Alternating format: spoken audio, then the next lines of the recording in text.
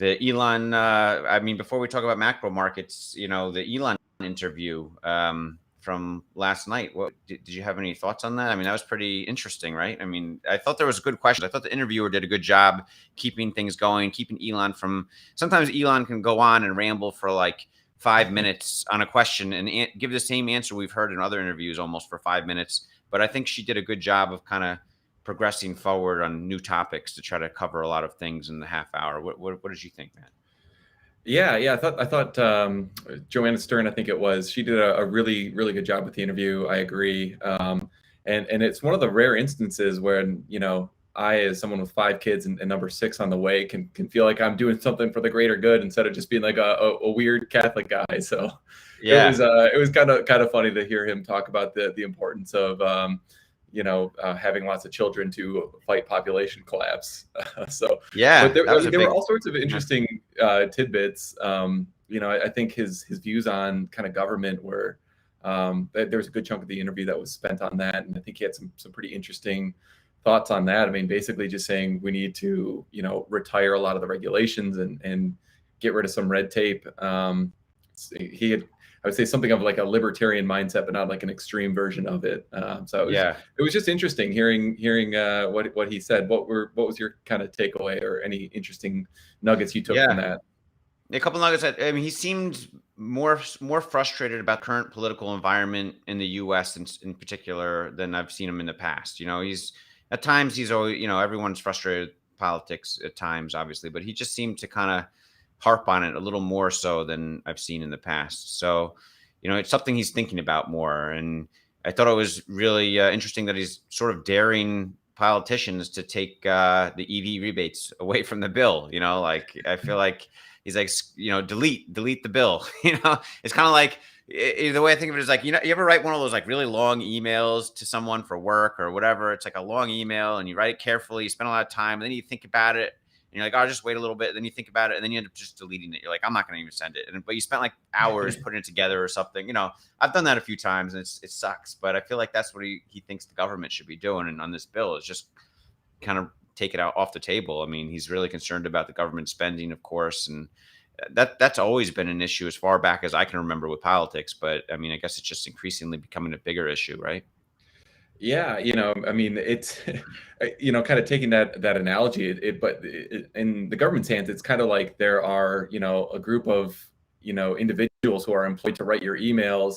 And then, there's like one more email writer hired every year. And so like, you can't ever Yeah. really get rid of them. And like, they're going Yeah. to publish the email no matter what, because they need to kind of like provide some value. And he's just saying, no, like we need to delete the whole system. We like Yeah. even sending the email is not a good idea, but spending money on all these people that are providing very little incremental value. And I think that he had a great quote, and I wish I could remember exactly what he said, but he said something to the effect of just the continuous introduction of new regulations will just ossify the economy. Yeah. And Oh, I thought that was he just, said it was like, what did he say? It would like clog the arteries of the economy or mhm. something like that. That was a quote about like more regulations, right? Something like that. It was good. Yeah, Um, and it makes a lot of sense. I mean, I've seen a little bit of government regulation just in my time and energy, and to a lesser extent with what we're doing here at Good Soil. And it's like you got to avoid stepping on landmines all the time. And I think there's yeah. little value provided by a lot of the stuff that you end up being required to do. Yeah. So Yeah. And the Cybertruck, he iterated that as being the most like the best product they've done yet. That's really that's a pretty powerful statement, from Elon. It's very exciting to kind of as an investor to know that their best product yet is just around the corner from being released. It started out as like a pet project, and now it's like suddenly in Elon's mind, their best product. So that's exciting as an investor to hear. yeah, he was talking about it as like a generational kind of landmark product. Hmm. I don't think he quite invoked the iPhone, but that was kind of the sense of like the gravity of the product that he was sort of invoking. And that to me was, pretty impressive. I mean, he must be, clearly he likes it, just on a personal level. But I think, 2 years ago, he had a much more kind of skeptical view of whether the market would like it or not. And now he seems way more upbeat and just like, this is going to be a very disruptive product. Mhm. So yeah, I'm excited to see it. You know, I've got 21 on order, so I'm looking Yeah, I forward to it. followed your lead, and I ordered, like, 8 reservations, like, a little bit after I saw your interview with Dave Lee back then on that. I was like, "What? Matt's gonna do it before me. I'm gonna order 28 too." And ordered a bunch, and, sort of like a call option for the self if the self-driving is ready by then, it might be very well worth it to take delivery of as many as you can as soon as you can to kinda have those fleets going around, printing money for you, providing a service to all kinds of folks for, pennies on the dollar of what, any other, rented car or rented truck would cost. Yeah, I think whenever autonomy does happen, I think there will be a huge kind of first mover advantage, and whatever fleet owners out there, can charge higher prices while they still can, kind of before there's market saturation. I think that's going to be a really good economic situation to be in. So, yeah, Yeah, I don't yeah, know. I'm not trying to get my hopes up that that'll actually happen, but yeah, it seems like a reasonable probability, especially for given the fact that it's like a free option, a free call option on autonomy. Can't really yeah. beat that. Another big What did you think takeaway. about the Go on, what was that? moving that to like a quad, like a four motor? I was pretty surprised by that because I thought they'd be using like the plaid technology. It sounds like they're Yeah. kind of leapfrogging the plaid right away and just going to some four motor technology. Yeah, I mean, I like the idea of "Oh, you got 2 motors, I got 3." "No, you got 3, I got 4 motors." Next it's gonna be like, "I got 5 motors, 1 for something else." I don't know, but, like, I'm like, I don't really care about how many motors, to be honest. Like, 2 motors is cool. Yeah, that's great. I feel like more than 2 motors is like, I don't really doesn't move the needle to me personally. I mean, it's cool to brag about maybe, but, that's one thing I don't put as much, yeah, I don't put as much, like, you know excitement on that. I mean, it sounds kind of cool on paper and probably works really well in the most extreme weather condition, but it doesn't move the needle for me that much. What about you?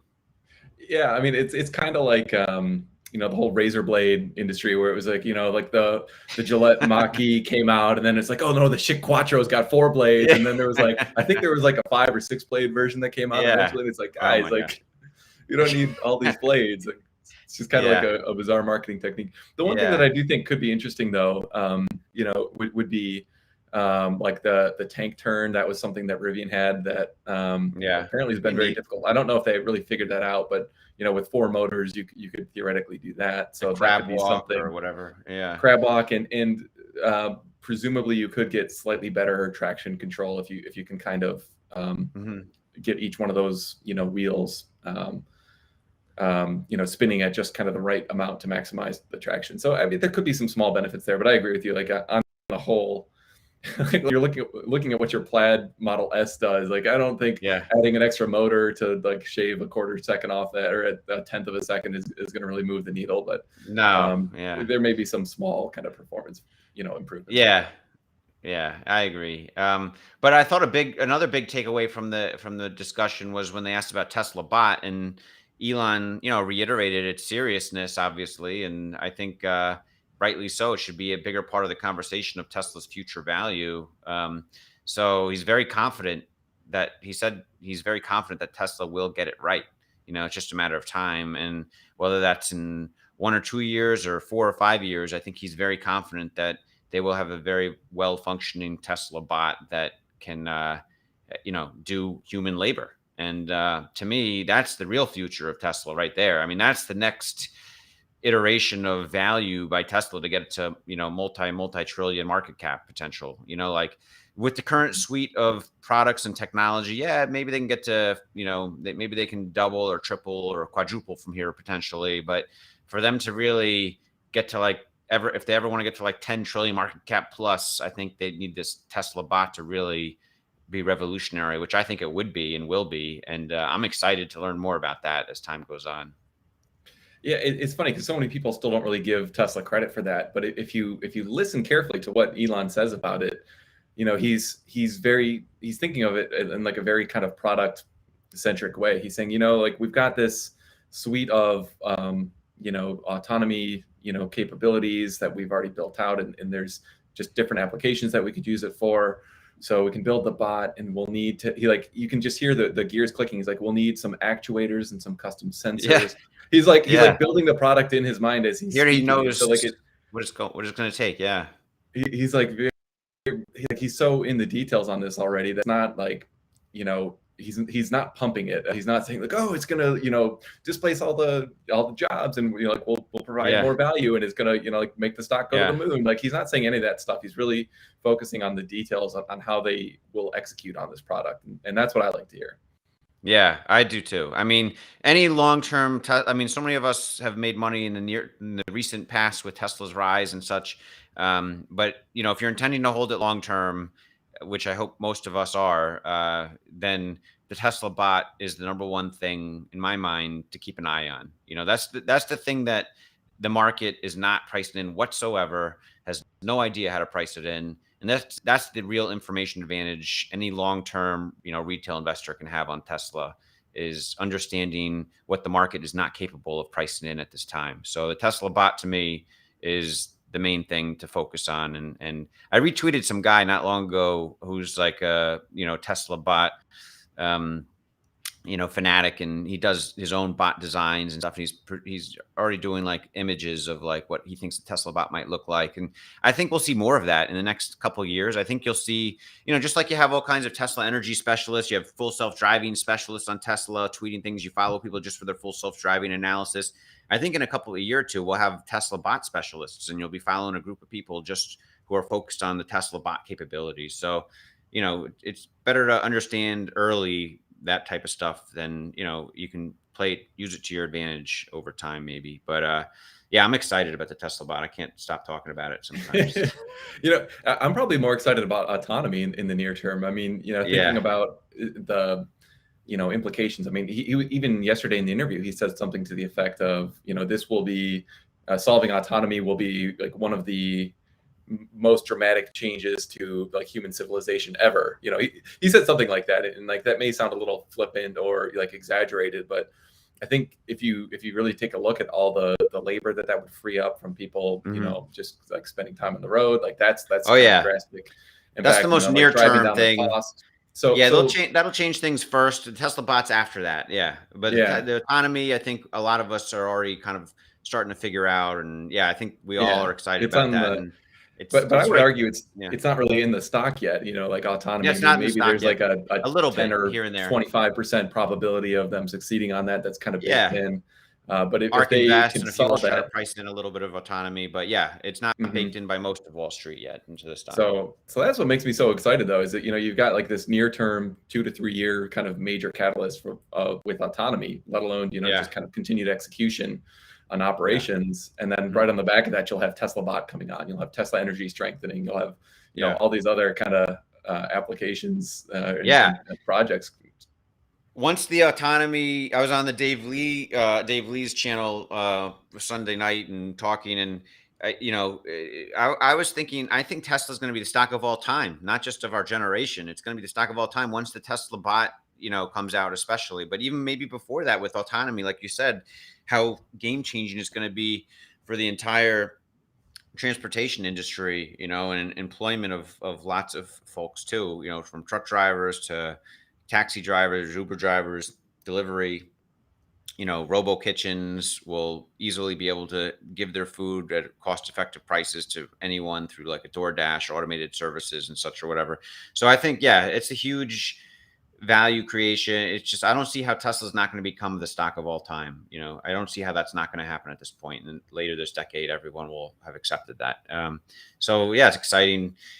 And what do you think about his comments on Neuralink? It's moving on to his other comments on the interview. Neuralink, that was exciting. I thought like really hopeful that he thinks people with like severed spines could be, could get walking functionality again naturally.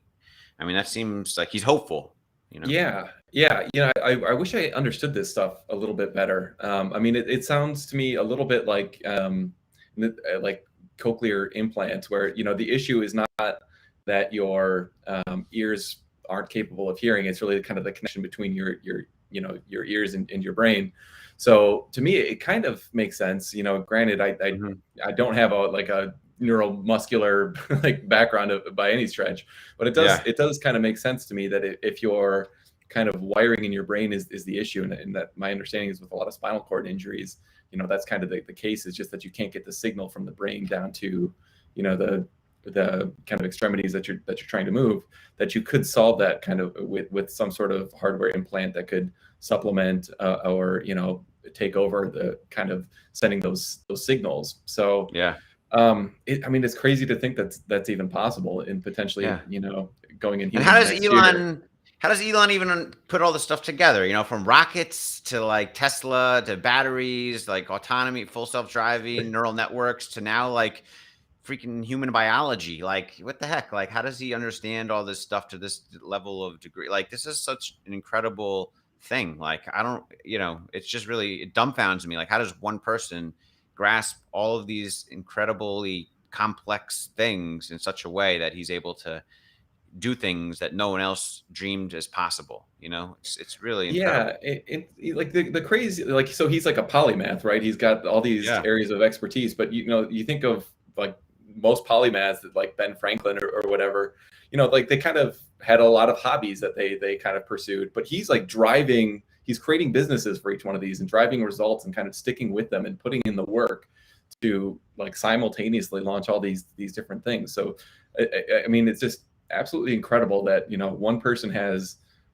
like the mental capability, just the mental horsepower to tackle these different things, and the interest, to do it, and like the motivation and the tolerance for pain to just stick with it and to work, 90 hours a week for 7 days or 7 days a whatever, week, 7 days a 100 week, hours a like week, whatever 100 it is. hours a Yeah. week for like 2 decades or more. Like that's like there's never been a person like that to my knowledge. I can't think of like a No. comparable person that has all those attributes.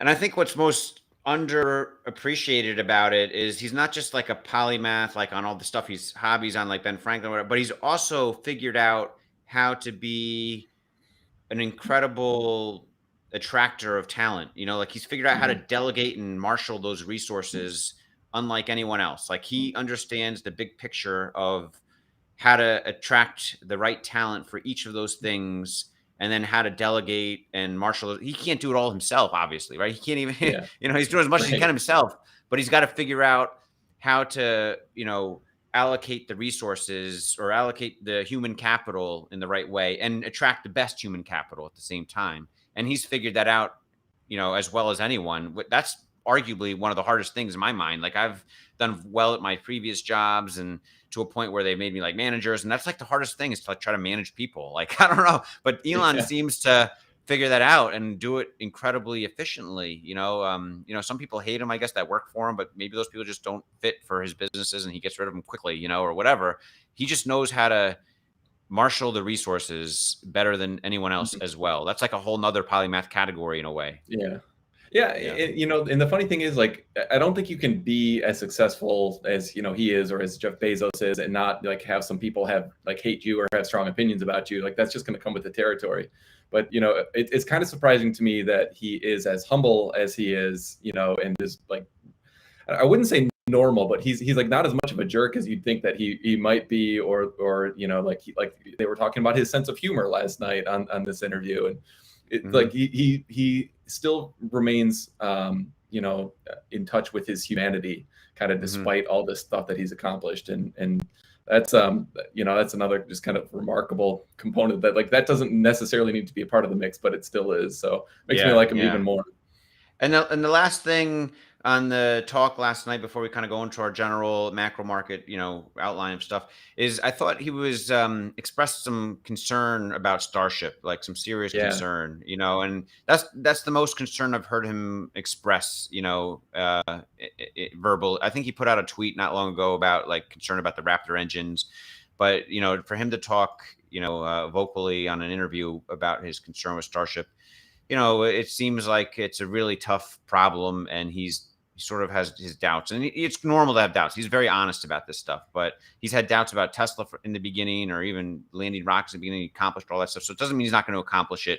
But I haven't heard him express this level of doubt on Starship before. Have you? No, no. I mean, it kind of it was helpful for me to hear that because I think there's a tendency to just given his track record to give him the benefit of the doubt and say, oh yeah, they'll solve the Raptor production engine. They'll solve like the reentry heat shield issues that they need to solve. They'll solve autonomy, like just because he solved all these other things that he said he was going to do.